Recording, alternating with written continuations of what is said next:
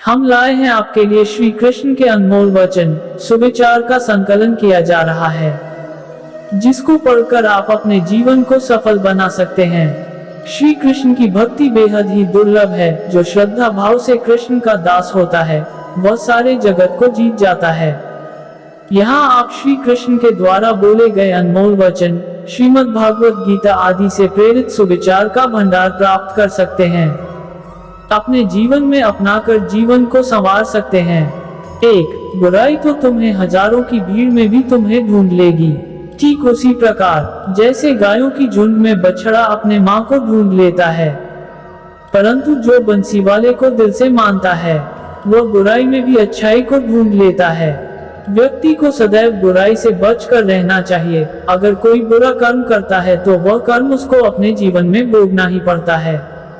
जिस प्रकार बछिया झुंड में भी अपने माँ को ढूंढ लेती है, वैसे ही कर्म का फल आपको हजारों के भीड़ में भी ढूंढ लेगा। 2. माधव कहते हैं, किसी जीव को कष्ट देकर आप मुझे खुश नहीं देख सकते हो। श्री कृष्ण जगत के स्वामी हैं, वह कण कण में निवास करते हैं। छोटे से छोटे जीव के हृदय में ईश्वर का वास होता है। तो उस जीव को कष्ट का अनुभव होना ईश्वर को कष्ट का अनुभव कराता है।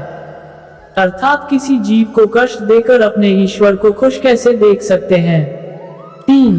वह दिन मत दिखाना कान्हा कि हमें खुद पर गुरूर हो जाए। रखना अपने दिल में इस तरह कि जीवन सफल हो जाए।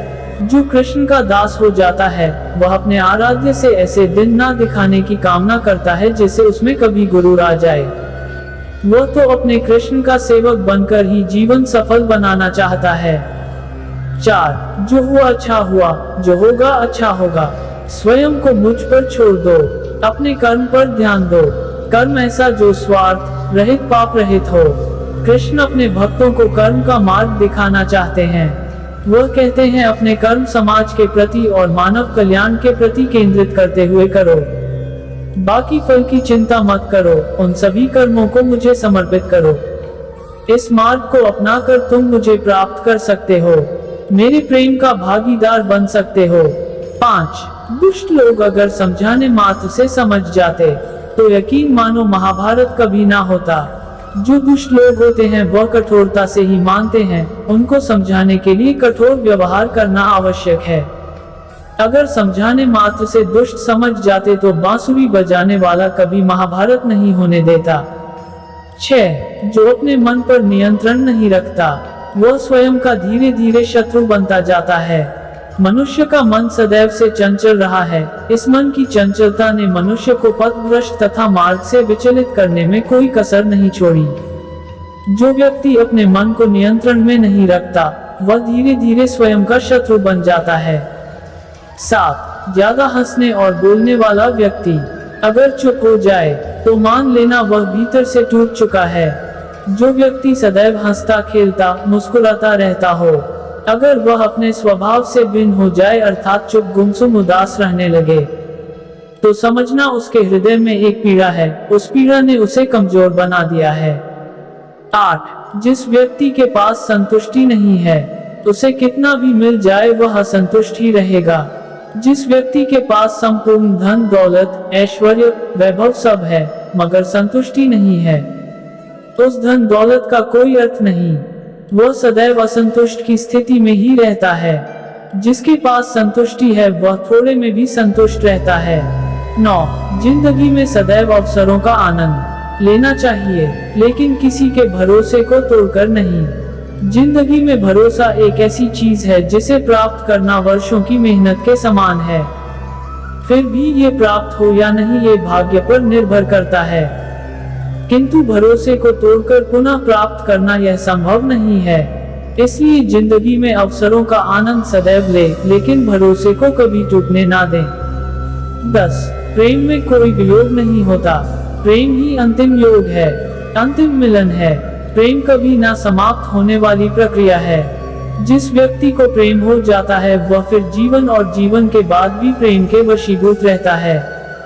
प्रेम को प्राप्त करने के लिए त्याग, तपस्या और योग का सहारा लेना पड़ता है।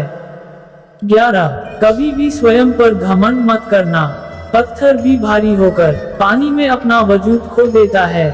जो व्यक्ति अपने अहंकार से भारी हो जाता है, जिसमें अभिमान भर जाता है, वो उस पत्थर की भांति होता है जो भारी होने के बावजूद भी नदी की धारा में डूबकर अपना अस्तित्व खो देता है। 12. अगर ईश्वर तुम्हें ज्यादा प्रतीक्षा करवा रहे हैं, हो सकता है जितना तुमने मांगा उससे ज्यादा देने वाला हो।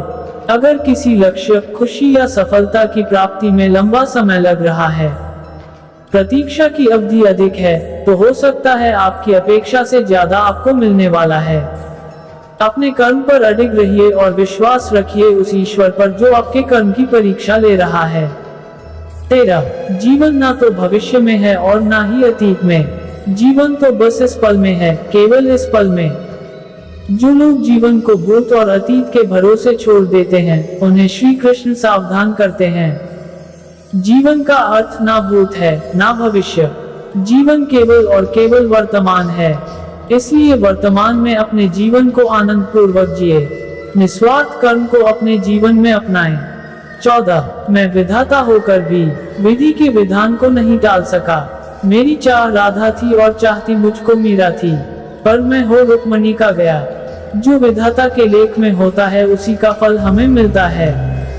विधि के विधान को स्वयं ईश्वर भी नहीं टाल सकते। जिस प्रकार राधा से कृष्ण निश्चल भाव से प्रेम करते थे, प्रेमिका के भाव से मीरा कृष्ण को पति मानती थी, मगर विधि के विधान में रुक्मणी का साथ लिखा था, जिसे स्वयं विधाता भी नहीं टाल सके। 15. क्रोध की अवस्था में भ्रम जन्म लेता है। भ्रम बुद्धि को नष्ट कर देती है। बुद्धि के नष्ट होते ही व्यक्ति का पतन हो जाता है। क्रोध व्यक्ति का सबसे बड़ा शत्रु है। क्रोध के जन्म लेते ही व्यक्ति अपना विवेक खो देता है। विवेक के खो जाने पर व्यक्ति अपने पतन के मार्ग में उन्मुख हो जाता है। क्रोध की अवस्था से सदैव बचना चाहिए। 16. खाली हाथ आए खाली हाथ वापस चले जाओगे। आज तुम्हारा है, कल किसी और का था, परसों किसी और का होगा। तुम जिसे अपना समझकर मगन हो रहे हो, बस यही प्रसन्नता तुम्हारे दुखों का कारण है।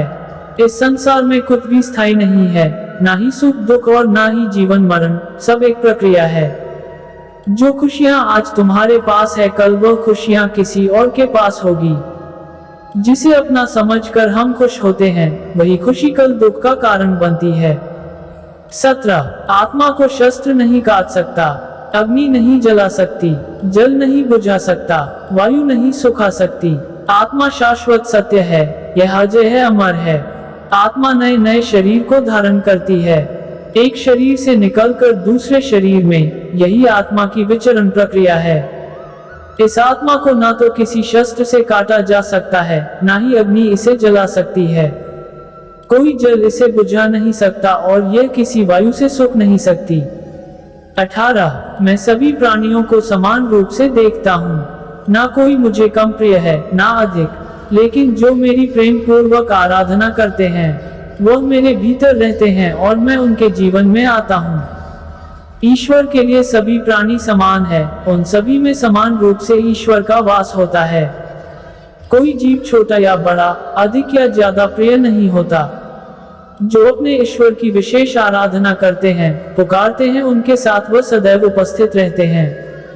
19. वह जो सभी इच्छाएं त्याग देता है, मैं और मेरा की लालसा तथा भावना से मुक्त हो जाता है, उसे शांति प्राप्त होती है। जिस व्यक्ति में अहंकार, मैं और मेरा का भाव समाप्त हो जाता है, कुछ पाने की लालसा नहीं होती, वह परम शांति को प्राप्त करता है, उसे भगवान ईश्वर की शरण प्राप्त होती है। अंत समय में वह उस परम पद को प्राप्त होता है जो देवताओं के लिए भी दुर्लभ है। 20. मैं धरती की मधुर सुगंध हूँ, मैं अग्नि की उष्मा हूँ। सभी जीवित प्राणियों का, जीवन और सन्यासियों का आत्म संयम भी मैं ही हूँ। संपूर्ण जगत, ब्रह्मांड, चराचर सब में ईश्वर का वास है। ये ईश्वर की माया ही है जो पूरे ब्रह्मांड में व्याप्त है। वही ईश्वर धरती पर मधुर संगीत है, वही ईश्वर अग्नि की उष्मा है। उसी ईश्वर का वास प्रत्येक प्राणियों में है। जो सन्यासियों के चित्त को शांत कर साधना में लीन करता है, वह आत्म संयम भी ईश्वर ही है। वीडियो लंबा हो जाएगा दोस्तों, इसीलिए मैं आपको 20 कोट्स वचन और सुविचार सुनाया है। नेक्स्ट 20 कोट्स वचन और सुविचार अगले वीडियो में सुनाऊंगा। दोस्तों आज हम आपको 20 कोट्स वचन और सुविचार सुनाएंगे, बाकी के 20 सुविचार नेक्स्ट वीडियो में सुनाएंगे। तो दोस्तों भगवान श्री कृष्ण के कोट्स वचन और सुविचार कैसे लगे आपको कमेंट में जरूर बताना। चैनल में नए हैं तो चैनल को सब्सक्राइब कर देना और वीडियो को भी लाइक कर देना। धन्यवाद। चलिए मिलते हैं एक और नई 20 कोट्स वचन और सुविचार के साथ, तब तक आप अपना ख्याल रखना। जय श्री कृष्ण।